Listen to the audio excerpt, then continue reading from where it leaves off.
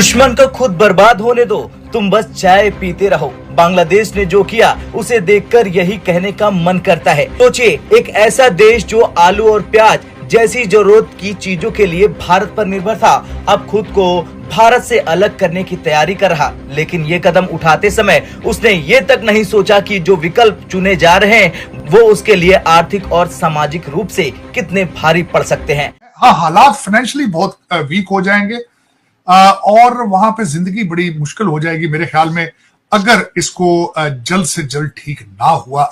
ये जो बांग्लादेशी इतने रेडिकलाइज हो चुके हैं कि सांप और सपोले में फर्क नहीं रहा यार। हमने आग नहीं लगाई, शुरू में आग इन्होंने लगाई, अब भड़क गई तो फिर हमें मत बोलना। बांग्लादेश आहिस्ता आहिस्ता अपनी तमाम तरहदें पार करता चला जा रहा है। हाँ, ये जरूर इंडिया ने किया है कि जो फूड सप्लाई इनके बांग्लादेश जाती थी उसको वक्ती तौर पर रोक दिया गया है। लेकिन मुझे ये लगता है कि जब तक इंडियन आर्मी बांग्लादेश को मजा नहीं चखाएगी, इनकी अकल ठिकाने नहीं आने। अब देखें, अडानी ने बिजली बंद किया, बांग्लादेश के पल्ले क्या रहा है? आप इंडिया से ले रहे हो, टेक्सटाइल जो है आपकी सारी इंडिया के अंदर चली गई है। इन्वेस्टमेंट सारी पहले आपको इंडिया की तरफ से आ रही थी।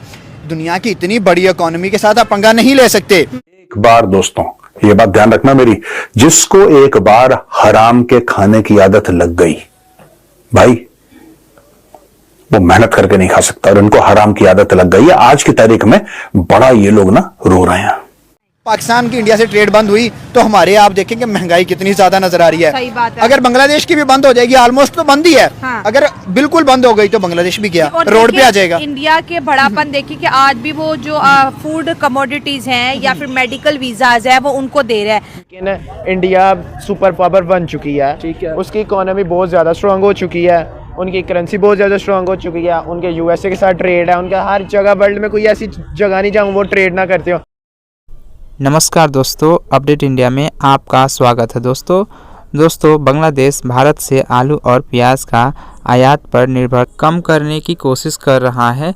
बांग्लादेश पाकिस्तान और चाइना से आलू और प्याज का आयात कर रहा है। बांग्लादेश का कहना है कि भारत आलू और प्याज का कीमतें बढ़ा दिया है, जिसके कारण बांग्लादेश को पाकिस्तान और चाइना से आयात करना पड़ रहा है। दोस्तों बांग्लादेश को मालूम है कि पाकिस्तान और चाइना में अब बार क्योंकि जब भी बांग्लादेश के अंदर प्रोटेस्ट होता है, ये बंगाली क्या करते हैं, इंडिया की इन्वेस्टमेंट को नुकसान पहुंचाने की कोशिश करते हैं। जो हिंदू नजर आते हैं हिंदुओं को नुकसान पहुंचाने की कोशिश करते हैं। फिर से सड़कों पर निकला है, तोड़ फोड़ का आगाज कर दिया है। आखिर ये कौन सी तब्दीली चाहते हैं और ऐसे कौन सी तब्दीलियां आती हैं जो मुल्क स्टूडेंट कुछ भी कहे कि ये तो गुंडागर्दी हो गई है। तो मुझे ऐसा लगता है बांग्लादेश के स्टूडेंट जो है इंसानी ज़ॉम्बीज़ बनते जा रहे हैं। बिल्कुल आपकी बात सही है, ज़ॉम्बीज़ ही बनते जा रहे हैं। जो इनकी हरकतें हैं, भाई अपना नुकसान कौन करता है?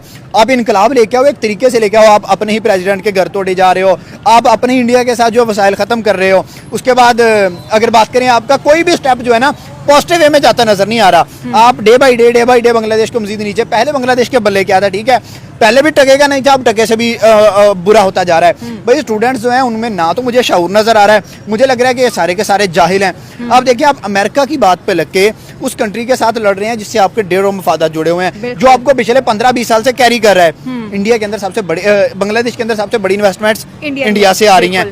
तो फिर आप कैसे एक कंट्री के साथ ऐसे कर सकते हो? और दूसरा, आपकी जो शेख हसीना बागी है तो उसको पनाह किसने दी? इंडिया ने दिया जाके। अब आप कह रहे हो ये भी तो गुस्सा है ना उनको, वो तो इंडिया को थ्रेट कर रहे हैं कि आपके खिलाफ भी प्रोटेस्ट करेंगे, शेख हसीना वाजिद को वापस करो। आपको लगता है कि बांग्लादेश स्टेट में है कि इंडिया को थ्रेट कर दे? बांग्लादेश की बातें तो बड़ी है, इतनी औकात है बांग्लादेश की कि वो इंडिया को थ्रेट कर दें? हाँ। कहाँ एक चूंटी एक हाथी को कभी भी थ्रेट नहीं कर सकती। आप देखें, इंडिया भाई राइट नाउ वो दुनिया के ऊपर एक जाल बिछा के बैठा है। हाँ। अब देखें, इसराइल और फलस्तीन की जंग खत्म करवानी थी तो मुस्लिम कंट्रीज इंडिया की तरफ देख रहे हैं कि मोदी आके खत्म करवाएगा। अगर सारी अवाम उसकी तरफ देख रही है तो फिर बांग्लादेश को ये कहाँ से कीड़ा एक उठा है कि भाई हम देखें। सबसे बड़ी जहालत यह है कि आप उनके रिलीजन को टारगेट करते हो, आप हिंदुइज्म को टारगेट करते हो, आप उनके मंदिरों को टारगेट करते हो, या व्हाट्सएवर जो भी चीजें हैं। सबसे बड़ी जहालत तो ये है, अगर आप स्टूडेंट हो तो आप ऐसा नमूना पेश करो, इनकलाब लेके आओ भाई, पॉजिटिव वे, पता चले कि यार कोई स्टूडेंट पढ़े लिखे लोग हैं।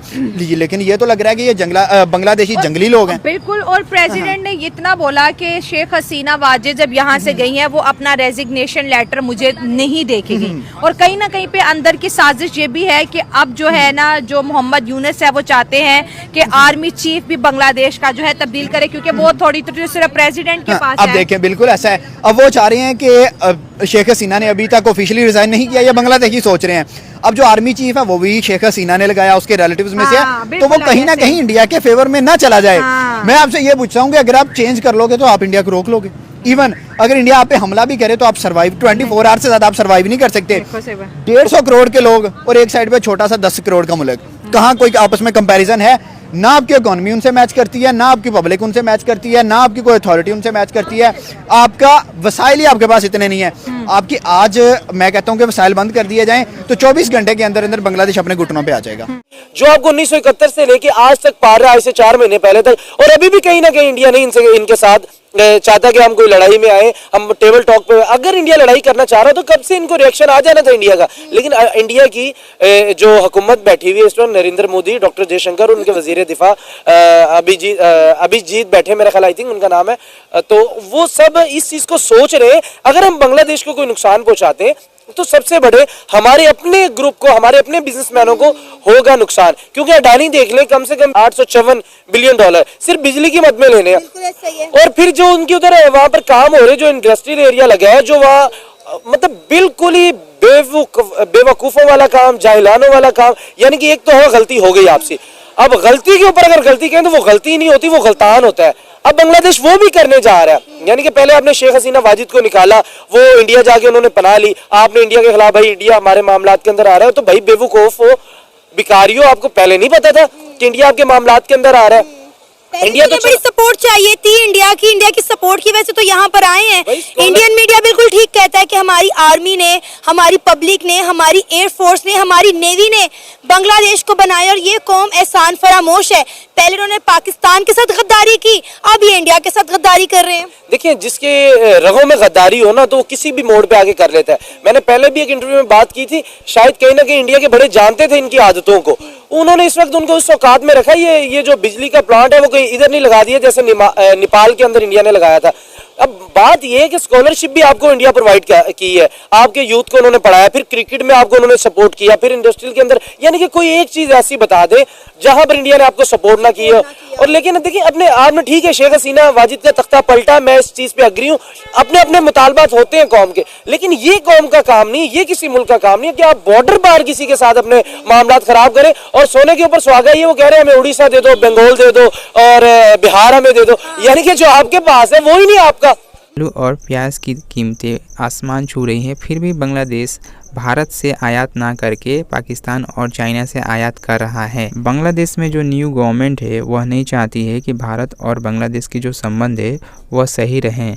न्यू गवर्नमेंट चाहती है कि भारत और बांग्लादेश का जो भी संबंध है वह ख़त्म हो जाए। बांग्लादेश में जो लोकल लीडर हैं और वहाँ के जो इस्लामिक कट्टरपंथी हैं वह भारत के अगेंस्ट बयानबाजी करके भारत और बांग्लादेश के जितने भी संबंध है उसे ख़त्म करना चाह रहे हैं। बांग्लादेश पाकिस्तान परस्त होते ही जा रहा है। बांग्लादेश भारत से दूरियां बना रहा है, वहीं पाकिस्तान और चाइना से नज़दीकियां बनाते जा रहा है। दोस्तों, पाकिस्तान जिस भी कंट्री में जाता है उस कंट्री को बर्बाद कर देता है। अभी हाल ही में बांग्लादेश भारत से चीनी का आयात ना करके पाकिस्तान से चीनी का आयात करने का फैसला लिया है। बांग्लादेश ने टर्किश ड्रोन को भारत के खिलाफ जासूसी करने के लिए मंगवाया है।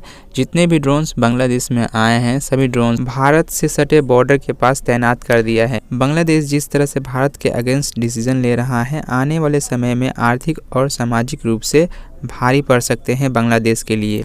बांग्लादेश की जो न्यू गवर्नमेंट है उसको समझना चाहिए कि भारत से जो भी चीज़ें मंगाई जाती है वह कम प्राइस पे मिल जाती है। अगर इसी चीज़ों को वह पाकिस्तान और चाइना से मंगाएगा तो बहुत ही ज़्यादा प्राइस पे करना पड़ेगा भारत की तुलना में। बांग्लादेश को भारत के अगेंस्ट भड़काने में पाकिस्तान और चाइना का साजिश बताया जा रहा है। आने वाले समय में भारत और बांग्लादेश का संबंध बहुत ही ज़्यादा ख़राब होने वाले हैं।